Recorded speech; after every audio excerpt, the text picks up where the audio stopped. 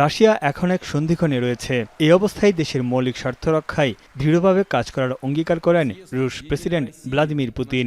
মস্কোতে United Russia পার্টির কংগ্রেসে Putin বলেন, জাতীয় স্বার্থ রক্ষা ও সীমান্তের নিরাপত্তা নিশ্চিতে কৌশলগত পরিকল্পনা পুরোপুরি বাস্তবায়ন করা হবে। এদিকে রাশিয়ায় জ্বালানি সংকটের কথা স্বীকার করে পুতিন বলেন, সারা দেশে পর্যাপ্ত পরিমাণে জ্বালানি সরবরাহ নিশ্চিতে একটি টাস্কফোর্স কাজ করছে। কৃষিখাতে পর্যাপ্ত সরবরাহ নিশ্চিত করতে অগ্রাধিকার দেওয়া হচ্ছে। এছাড়া ডিজেল রপ্তানির উপর নিষেধাজ্ঞা উঠিয়ে নেওয়ার পরিকল্পনা বিবেচনায় রয়েছে সরকারের।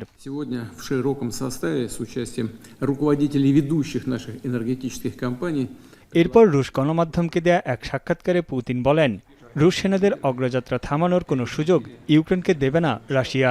শুধু তাই নয়, ইউক্রেনের শর্তে আলোচনায় বসতে বাধ্য করার কোনো সুযোগ নেই।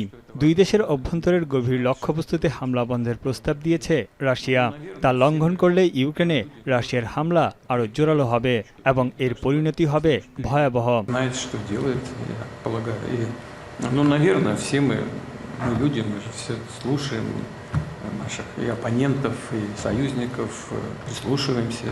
অন্যদিকে শান্তি প্রতিষ্ঠার পদক্ষেপ হিসেবে দূরপাল্লার হামলা বন্ধের প্রস্তাব দেয় ইউক্রেন।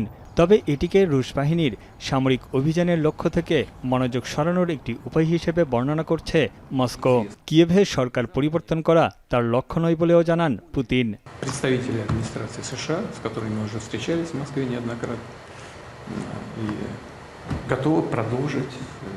переговоры и обсуждение всех деталей, всех модальностей наших, если не договоренностей.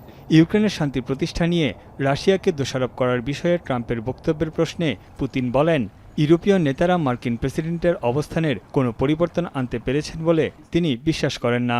শিগগিরই মস্কোতে যুক্তরাষ্ট্রের প্রতিনিধিদের সঙ্গে আলোচনায় বসার কথা বলেন পুতিন। Те предложения, которые были обращены американской стороной к нам. Нас просили пойти на компромиссы, сформулированные американскими переговорщиками. এদিকে দনেৎস্ক অঞ্চলে আক্রমণ অব্যাহত রেখেছে রুশ বাহিনী। আরও দুটি গুরুত্বপূর্ণ শহর দখলের দাবিও করেছে তারা। অন্যদিকে ইউক্রেনের দাবি, রাশিয়ার তেল শোধনাগার এবং সামরিক অবকাঠামো লক্ষ্য করে দূরপাল্লার হামলা চালিয়েছে ইউক্রেন বাহিনী। তানভীর জনি, এখন বিশ্ব।